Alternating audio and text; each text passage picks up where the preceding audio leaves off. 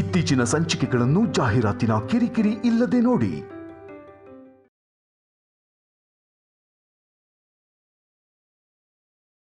Very good point. ನಮ್ಮ ಅವನಿ ನಿಮ್ಮನೆ ಸೊಸೆ ಆದಂಗೆನೆ.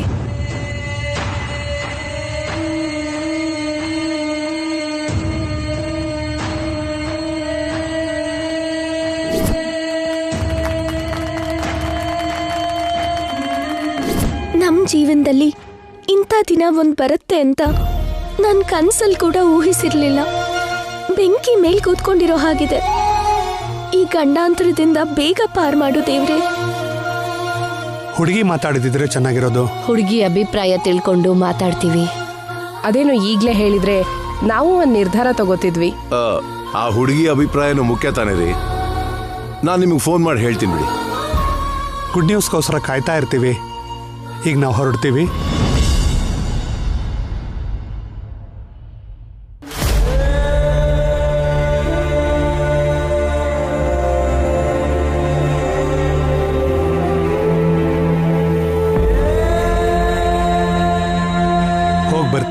ಹೋಗಿ ಬರ್ತೀವಿ. ಒಳ್ಳೇದ್ರಿ. ಹಾ,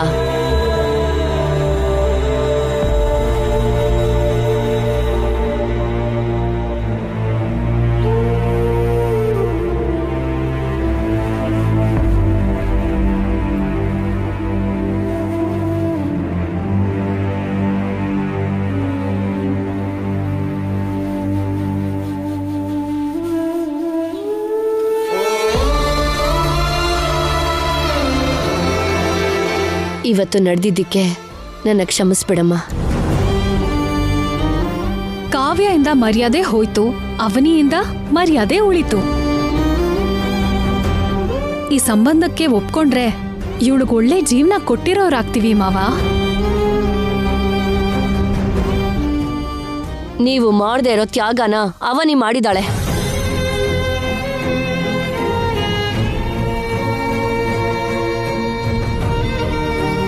ಒಂದು ಮಾತುಗೋಸ್ಕರ ಬಂದು ಕೂತ್ಕೊಂಡ್ಲು. ನೀವಿನ್ನೊಂದು ಮಾತಾಡಿದ್ರೆ ಚೆನ್ನಾಗಿರಲ್ಲ. ನಿಂತ್ಕೋ.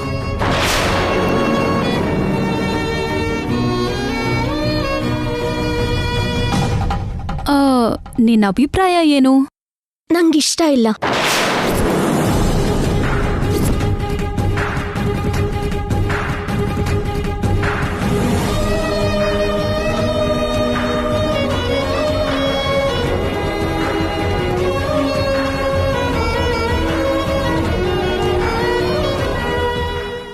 ಮನೆ ಮರ್ಯಾದೆ ಕಾಪಾಡೋಕೆ ಅರ್ಧ ಗಂಟೆ ಅವಳು ನಟಿಸ್ಲೇ ಹೊರತು ಅವಳಿಗೆ ಇಷ್ಟ ಇಲ್ದಿರೋ ಕೆಲಸನ ನಾವು ಮಾಡಬಾರ್ದಮ್ಮ. ಇನ್ನು ಅವನಿಗೆ ನೋವು ಕೊಡಬೇಡಿ.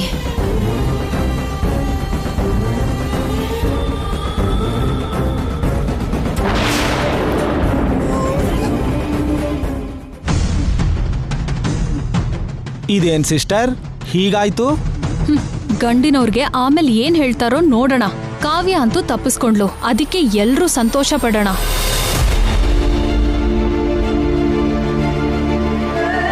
ಶ್ರೀಕರ್ ಮಾವನ್ ಬಿಟ್ರೆ ಮತ್ತೊಬ್ಬರನ್ನ ಗಂಡ ಅಂತ ಊಹಿಸ್ಕೊಳಕ್ಕೆ ಆಗಲ್ಲ. ಅದಕ್ಕೆ ಹೊರಟೋಗ್ತಾ ಇದ್ದೀನಿ.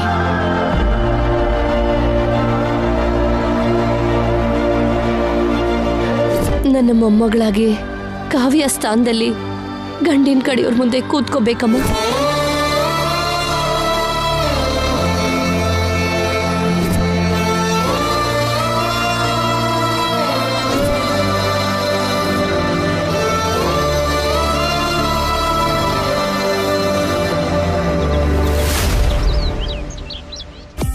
ಮಾರ್ನಿಂಗ್ ಟಿ ನಗರ್ ಬ್ರಾಂಚಲ್ಲಿ ಮೀಟಿಂಗ್ ಆಗೋಯ್ತು ಸರ್. ಈವ್ನಿಂಗ್ 4 o'clockಗೆ ಕೆ ನಗರ್ ಬ್ರಾಂಚ್ಗೆ ಅಟೆಂಡ್ ಆಗ್ತೀನಿ. Okay sir, thank you.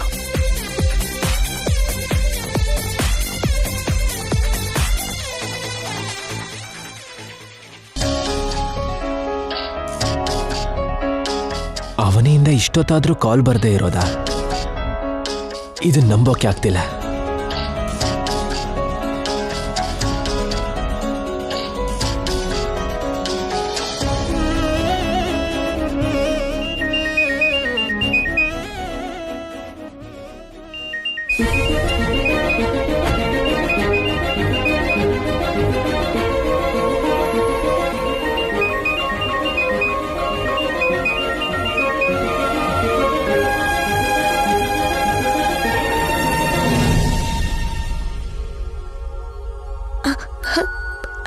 Hello.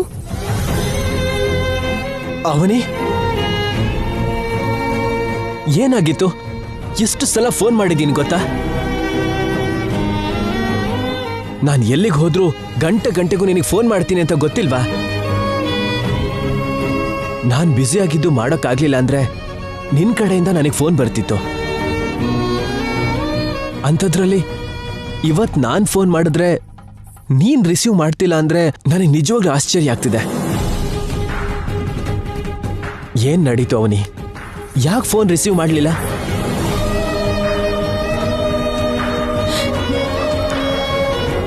ಭಯ ಪಡ್ಬೇಡ್ರಿ, ಏನೂ ಆಗಿಲ್ಲ. ಕಾವ್ಯನ್ ಮದ್ವೆ ವಿಷಯಕ್ಕೆ ಬಂದಿದ್ರಲ್ಲ, ಅದಕ್ಕೆ ಫೋನ್ ಸೈಲೆಂಟ್ ಮೋಡಲ್ಲಿ ಇಟ್ಬಿಟ್ಟಿದ್ದೆ. ಇವಾಗ ನೋಡ್ದೆ. ಹೌದಾ?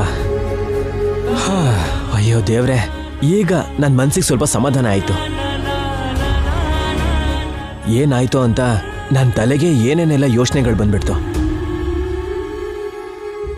ನಿನ್ ಜೊತೆ ಮಾತಾಡ್ಬೇಕು ಅನಿಸ್ದಾಗ ತಕ್ಷಣ ಮಾತಾಡ್ಲಿಲ್ಲ ಅಂದ್ರೆ ನನಗೆ ತಲೆ ಕೆಟ್ಟು ಹೋಗುತ್ತೆ. ನನ್ನ ಪ್ರಾಣ ವಿಲವಿಲ ಒದ್ದಾಡತ್ತೆ ಅವನಿ. ನಿಮ್ ಜೊತೆ ಮಾತಾಡೋಕ್ಕಾಗದೇ ಇರೋ ಪರಿಸ್ಥಿತಿ ಬಂದ್ರೆ ನನ್ನ ಪರಿಸ್ಥಿತಿ ಕೂಡ ನರಕ ಅನ್ಸ್ಬಿಡತ್ತೆ ರೀ. ನನ್ನ ದೇಹ ಚೆನ್ನೈಲಿದೆ ಹೊರತು ನನ್ನ ಮನ್ಸೆಲ್ಲ ನಿನ್ನ ಹತ್ರನೇ ಇದೆ ಅವನಿ. ಅವನಿ, ನೀನಂತೂ ಚೆನ್ನಾಗೇ ಇದೆಯಾ ಅಲ್ವಾ? ಚೆನ್ನಾಗೇ ಇದ್ದೀನಿ. ಮನೆಯಲ್ಲಿ ಯಾರಿಂದ ಕೂಡ ಯಾವುದೇ ತೊಂದರೆ ಇಲ್ಲ ಅಲ್ವಾ? ಇಲ್ಲ ರೀ. ನಾನು ನಿನ್ನ ಎದುರುಗಡೆ ಇದ್ರೆ ನಿನಗೆ ಯಾರೇ ತೊಂದರೆ ಕೊಟ್ರು ಎದುರಿಸ್ಬಲ್ಲೆ. ನಾನಿಲ್ಲ ಅಂದ್ರೆ ಯಾರು ನಿನಗೆ ಎಂಥ ಮಾತುಗಳಿಂದ ಯಾವ ಥರದ ಕೆಲಸದಿಂದ ತೊಂದರೆ ಕೊಡ್ತಾರೋ ಅಂತ ನಿನ್ನ ಬಗ್ಗೆನೇ ಯೋಚನೆ ಮಾಡ್ತಿರ್ತೀನಿ. ಯಾವುದೇ ತೊಂದರೆ ಬಂದ್ರೂ ಹೇಳೋದಕ್ಕೆ ಸ್ವಲ್ಪನೂ ಯೋಚನೆ ಮಾಡಬೇಡ, ಸರಿನಾ? ಸರಿ ರೀ. ಹೌದು, ಹುಡುಗಿ ನೋಡೋ ಶಾಸ್ತ್ರ ಯಾವುದೇ ಡಿಸ್ಟರ್ಬೆನ್ಸ್ ಇಲ್ಲದೆ ನಡೀತಾ?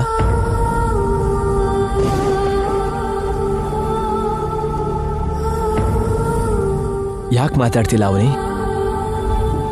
ಹಾ, ಆಯ್ತು ರೀ. ಹುಡುಗನಿಗೆ ಕಾವ್ಯ ಇಷ್ಟ ಆದ್ಲಾ?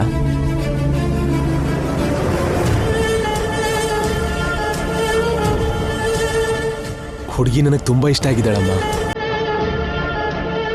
ಹೇಳು ಅವನಿ. ಹಾ ಹಾ ಹಾ ಹಾ ಅಂದ್ರೇನು? ಇಷ್ಟ ಆದ್ಲೋ ಇಲ್ವೋ?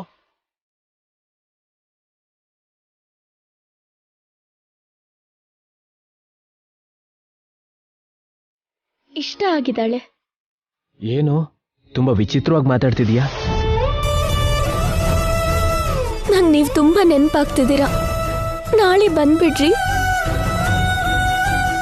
ನನ್ಗೆ ಸ್ವಲ್ಪ ಕೆಲಸ ಇದೆ, ನಾನು ಆಮೇಲೆ ಫೋನ್ ಮಾಡ್ತೀನಿ. ಅವನೇ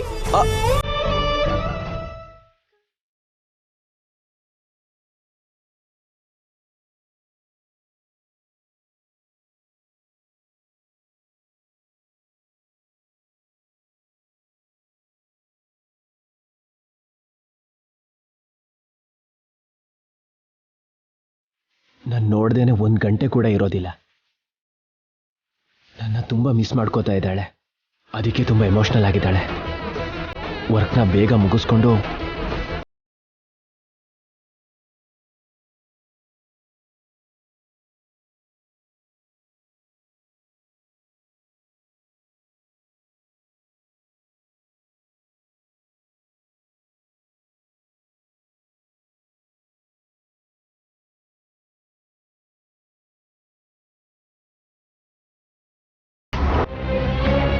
ಲಾವಣ್ಯ ಅತ್ತೆ ಹೇಳಿರೋ ಪ್ಲಾನ್ನೇ ಫಾಲೋ ಮಾಡಿ ಹೊರಗಡೆ ಬಂದಿದ್ದೀನಿ.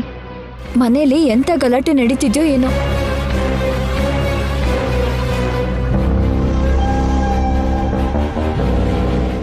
ಮನೆಗೆ ಹೋದ್ರೆ ಏನಂತಾರೋ, ಹಾಗಂತ ಇಲ್ಲೇ ಇರೋಕ್ಕಾಗಲ್ಲ. ಕತ್ಲೆ ಆಯ್ತು ಅಂದ್ರೆ ರೋಡಲ್ಲಿ ಓಡಾಡಕ್ಕಾಗಲ್ಲ. ಇವಾಗ ಏನ್ ಮಾಡ್ಬೇಕು ದೇವ್ರೆ?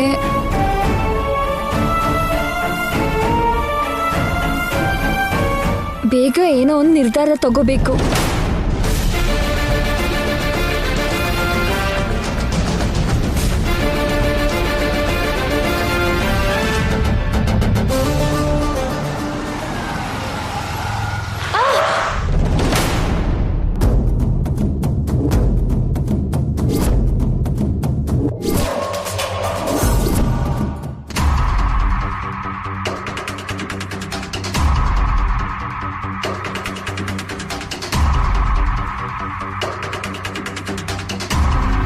ನನ್ನ ಮಗಳು ಮನೆ ಬಿಟ್ಟು ಹೋಗೋ ಹಾಗೆ ಮಾಡಿದ್ದೀರಾ. ಅವಳು ಇಷ್ಟೊತ್ತಾದ್ರೂ ಮನೆಗೆ ಬಂದಿಲ್ಲ. ಎಲ್ಲಿದ್ದಾಳೋ ಏನೋ.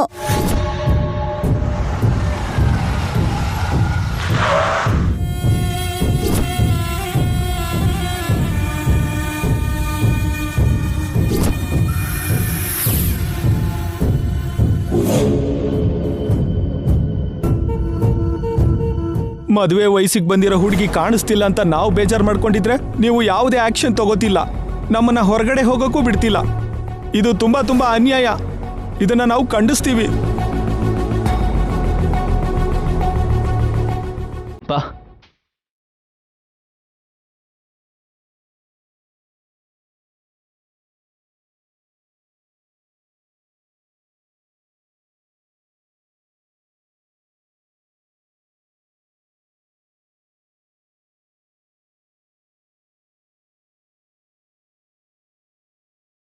ಆದ್ರೂ ಇಷ್ಟೊಂದು ಹಠ ಯಾಕೆ ಅತ್ತೆ? ಕಾವ್ಯ ಬಗ್ಗೆ ಏನಾದ್ರೂ ನಿರ್ಧಾರ ತಗೊಳ್ಳಿ. ಕಾವ್ಯ ಬಂದ್ಬಿಟ್ಲು.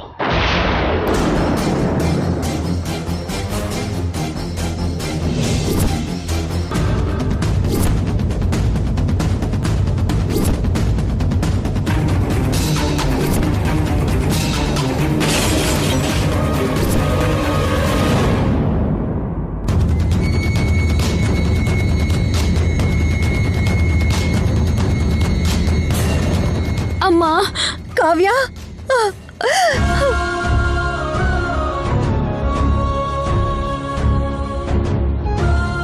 ನೀನಾ? ಯಾ, ಇವನು ನಿನಗೆ ಮೊದಲೇ ಗೊತ್ತಾ? ಒಂದ್ಸಲ ಕಾರಲ್ಲಿ ಡ್ಯಾಶ್ ಹೊಡೆದು ಭೇಟಿಯಾಗಿದ್ದೀವಿ. ಫಸ್ಟ್ ಮೀಟಿಂಗ್ ಯಾರ ಲೈಫಲ್ಲೂ ಆಗಿರಲ್ಲ ಅನ್ಸುತ್ತೆ. ಎಲ್ಲಿಗೆ ಹೋಗಿದ್ದೆ? ನಿನ್ ಬಗ್ಗೆ ಎಷ್ಟು ಭಯ ಪಟ್ವಿ ಗೊತ್ತಾ? ಇವನ್ ಜೊತೆ ಯಾಕೆ ಬಂದಿದ್ಯಾ? ನಾನು ಹೇಳ್ತೀನಿ. ಮೊದಲು I will introduce my self. I am Giridhar. ನನ್ನ ಬಗ್ಗೆ ಶಾರ್ಟ್ ಆಗಿ ಬರೆದ್ರೆ ಒಂದು ಸಿನಿಮಾ ಆಗುತ್ತೆ, ಎಲಾಬ್ರೇಟ್ ಮಾಡಿ ಬರೆದ್ರೆ ದೊಡ್ಡ ಗ್ರಂಥನೇ ಆಗುತ್ತೆ.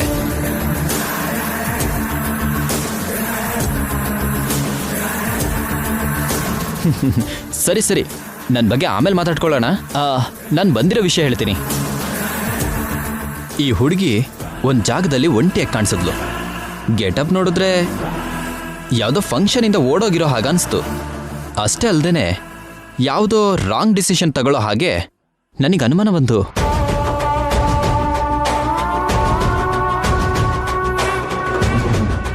ಇಂಥ ಹುಡುಗಿರು ಈ ವಯಸ್ಸಲ್ಲಿ ಇಷ್ಟ ಇಲ್ದಿರೋ ಗಂಡಿಂದನೋ ಅಥವಾ ಇಷ್ಟ ಇಲ್ದಿರೋ ಮದುವೆಯಿಂದನೋ ಎಸ್ಕೇಪ್ ಆಗೋದಕ್ಕೆ ಇಂಥ ಪ್ರಯತ್ನ ಮಾಡ್ತಾ ಇರ್ತಾರಲ್ವಾ? Am I right? ಹುಡುಗಿರು ಹೂವಿನಂತವ್ರು, ನಾವೇ ಹುಷಾರಾಗಿ ನೋಡ್ಕೋಬೇಕು. ಈ ಹುಡುಗಿ ಯಾರನ್ನಾದ್ರೂ ಪ್ರೀತಿಸಿದ್ರೆ ಅವನಿಗೆ ಕೊಟ್ಟು ಮದುವೆ ಮಾಡಿಸ್ಬಿಡಿ. ಅಬ್ಬಾ, ಹೊರಗಡೆನಾದ್ರೂ ಎಷ್ಟು ಒಳ್ಳೆ ಮಾತು ಹೇಳಿದ್ಯಪ್ಪ. ಮಾಡಿದ ಸಹಾಯ ಸಾಕು, ನೀವಿನ್ನು ಹೊರಡಿ. ಇಷ್ಟು ಹೆಲ್ಪ್ ಮಾಡಿರೋರ್ನ ಬೇರೆಯವ್ರಾಗಿದ್ರೆ ಕಾಫಿನೋ ಟೀನೋ ಬೂಸ್ಟೋ ಕೊಟ್ಟು ಮರ್ಯಾದೆ ಕೊಡ್ತಿದ್ರು. ಮುಂದಿನ ಸಲ ಯಾವಾಗ್ಲಾದ್ರೂ ಆದ್ರೆ ಖಂಡಿತ ಮಾಡ್ತೀವಪ್ಪ. ಅಂದ್ರೆ ಇಲ್ಲಿಂದ ನನ್ನ ಹೊರಡು ಅಂತೀರಾ ಅಷ್ಟೇ ಅಲ್ವಾ? ಅಷ್ಟೇ, ಇಲ್ಲ ಅಂದ್ರೆ ಹೋಗು ಅಂತಾರೆ. ನೀವು ನನಗಿಂತ ಟಿಪಿಕಲ್ ಆಗಿದ್ದೀರಾ. ನಮ್ಮ ಫ್ಯಾಮಿಲಿನೇ ಹಾಗೆ ಬಿಡಪ್ಪ. ಓಕೆ, ಬಾಯ್.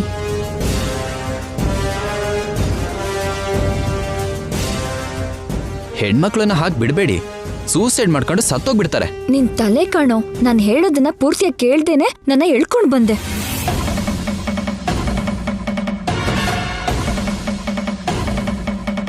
ಅವಾಗವಾಗ ಬರ್ತಾ ಇರ್ತೀನಿ.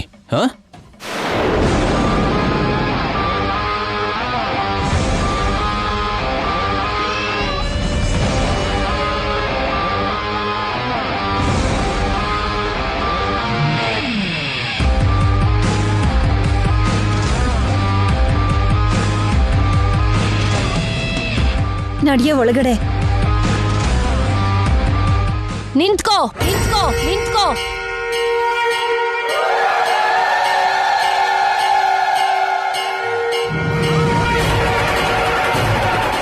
ಹೊರಗಡೆ ಹೋಗೋದು ನಿನ್ ಯೋಚನೆನಾ? ಇಲ್ಲ ಅಂದ್ರೆ ಬೇರೆಯವ್ರ ಯೋಚನೆನಾ? ಹೇಳು. ನನ್ ಯೋಚನೆನೆ.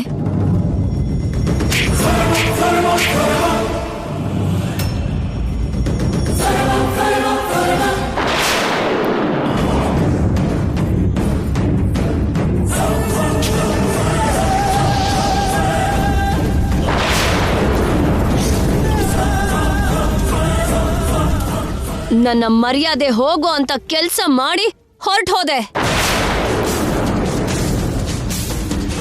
ಮತ್ತೆ ಯಾವ ಮುಖ ಇಟ್ಕೊಂಡ್ ಬಂದಿದ್ಯಾ? ಹೊರಗಡೆ ಹೋಗೋ. ದೇವ್ರ ದಯೆಯಿಂದ ಯಾವುದೇ ರೀತಿ ಅಪಾಯ ಆಗದೆ ಮನೆಗೆ ಬಂದಿದ್ದಾಳೆ. ಮತ್ತೆ ಹೋಗು ಅಂತಿದ್ಯಲ್ಲಮ್ಮ. ವಸಂತ, ನಿಮ್ಮಮ್ಮ ಹೇಳಿದ್ರಲ್ಲಿ ತಪ್ಪೇನಿದೆ? ನೀವು ತಪ್ಪು ಮಾಡಿ ಕಾವ್ಯನ್ ತಪ್ಪು ಅಂತಿರಲ್ಲ, ಯಾಕಪ್ಪ? ಸಾಕು, ಇನ್ಯಾರು ಏನು ಮಾತಾಡಬೇಡಿ. ನೀನು ಹೊರಗಡೆ ಹೋಗೋದೇ ನಿನಗೆ ಪನಿಷ್ಮೆಂಟ್. ನಡಿ ಆಚೆ. ಹೇಳಿದ್ರೆ ಅರ್ಥ ಆಗ್ತಿಲ್ವಾ?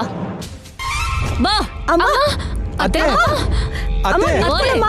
ಬಾ, ಅಮ್ಮ, ಅತ್ತೆ. ಅಮ್ಮ, ಅಮ್ಮ, ಎಲ್ಲ ಕರ್ಕೊಂಡು ಹೋಗ್ತೀಯ, ಅಮ್ಮ? ನಡಿ. ಅತ್ತೆ ನಿಂತ್ಕೊಳ್ಳಿ. ಬೇಡಮ್ಮ. ಅಮ್ಮ, ಕಾವ್ಯ, ಕಾವ್ಯ, ಅಮ್ಮ. ನಿಂತ್ಕೋ.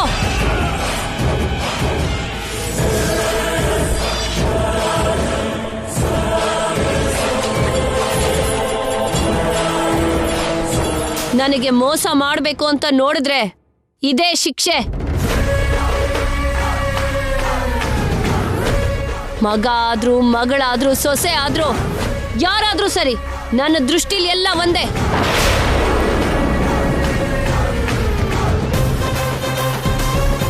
ಹೆಣ್ಣು ಮಕ್ಕಳು ಅಂದ್ರೆ ಅವನಿ ಹಾಗಿರ್ಬೇಕು. ಸ್ವಂತ ಬಂಧಗಳಿಗಿಂತ ಆತ್ಮ ಬಂಧ ದೊಡ್ಡದು ಅಂತ ಅವನಿ ನಿರೂಪಿಸಿದ್ಲು.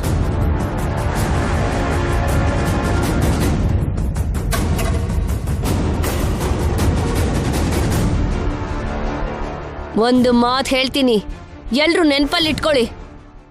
ಇವತ್ತಿಂದ ಅವನೀನೇ ನನ್ನ ಮೊಮ್ಮಗಳು. ಕಾವ್ಯ ಅಲ್ಲ, ಕಾವ್ಯ ಅಲ್ಲ, ಕಾವ್ಯ ಅಲ್ಲ.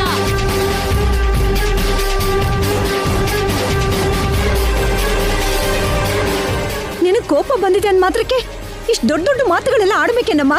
ಇವತ್ತು ಅವನಿ ಗಂಡಿನ ಕಡೆಯವ್ರ ಮುಂದೆ ಕೂತ್ಕೊಳ್ಳಿಲ್ಲ ಅಂದಿದ್ರೆ ಗಂಡಿನ ಕಡೆಯವರು ನಮ್ಮನ್ನ ಎಷ್ಟು ಕೀಳಾಗಿ ನೋಡ್ತಿದ್ರು. ಅದಕ್ಕೆ ಕಾರಣ ಕಾವ್ಯ ಅಲ್ವಾ?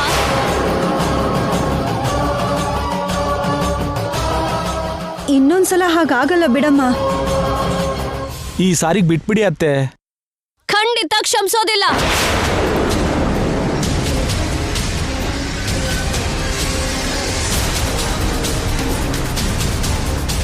ನೀವೆಲ್ಲ ಒಳಗಡೆ ನಡೀರಿ. ಆಂಟಿ, ಒಂದ್ ನಿಮಿಷ. ಕಾವ್ಯ ಹೊರಗಡೆ ಹೋಗಿ ಮನೆ ಮರ್ಯಾದೆನ ಕಳಿಯೋ ಪ್ರಯತ್ನ ಮಾಡಿದ್ಲು ಅಂತ ತಾನೇ ನಿಮ್ಗೆ ಅವಳ ಮೇಲೆ ಇಷ್ಟೊಂದು ಕೋಪ ಬಂದಿತ್ತು? ಹೌದು. ಮತ್ತೆ ಆ ಮರ್ಯಾದೆ ಹೀಗ್ ಮನೆ ಹೊರಗಡೆನೆ ಇದ್ರೆ ನೋಡ್ದವ್ರ ಕಣ್ಣಿಗೆ ನಾವು ಕೀಳಾಗ್ಬಿಡಲ್ವಾ? ನಮ್ಮನೆ ಸಮಸ್ಯೆನ ರೋಡಲ್ಲಿ ನಿಂತ್ಕೊಂಡು ಮಾತಾಡ್ಬಾರ್ದು ಆಂಟಿ. ಮನೆ ಒಳಗ್ ಕರೆದು ಪರಿಹಾರ ಮಾಡಬೇಕು. ತಪ್ಪು ಮಾಡಿರೋ ಕಾವ್ಯ ನಮ್ಮನೆ ಹುಡುಗಿ. ಇದೊಂದು ಸಲ ನನ್ನ ಮಾತು ಗೌರವ ಕೊಟ್ಟು ಒಳಗಡೆ ಬರೋದಕ್ಕೆ ಬಿಡಿ. ನನಗಿಷ್ಟ ಇಲ್ಲಮ್ಮ. ಇನ್ಮೇಲಾದ್ರೂ ನಿಮ್ ಇಷ್ಟದ ಪ್ರಕಾರ ನಡ್ಕೊಳ್ಳೋ ಹಾಗೆ ಬದಲಾಗ್ತಾಳೇನೋ? ಅದು ಹಾಗಲ್ಲಮ್ಮ. ಆಂಟಿ ಪ್ಲೀಸ್, ನಿಮ್ ಕೈ ಹಿಡ್ಕೊಂಡು ಕೇಳ್ಕೊಂತಾ ಇದ್ದೀನಿ. ನಮ್ಮ ಮರ್ಯಾದೆನ ಕಾಪಾಡ್ತಿರೋ ನಿನ್ನ ಮಾತನ್ನ ಗೌರವಿಸ್ಲಿಲ್ಲ ಅಂದ್ರೆ ನನ್ನ ದೊಡ್ಡತನಕ್ಕೆ ಅರ್ಥ ಇರೋದಿಲ್ಲ. ನಿನಗೋಸ್ಕರ ಒಪ್ಕೋತಿದ್ದೀನಿ.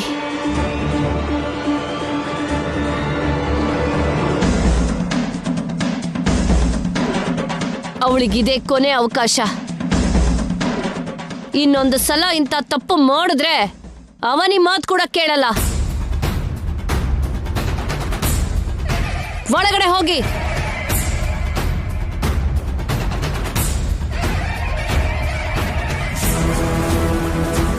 ಏನೇ ಒಳ್ಳೇದು ಮಾಡಿದ್ರು ಗುರ್ತಿಸದೇ ಇರೋಂಥ ಮನುಷ್ಯರಮ್ಮ ಇವರು. ಒಳಗ್ ಬಾ.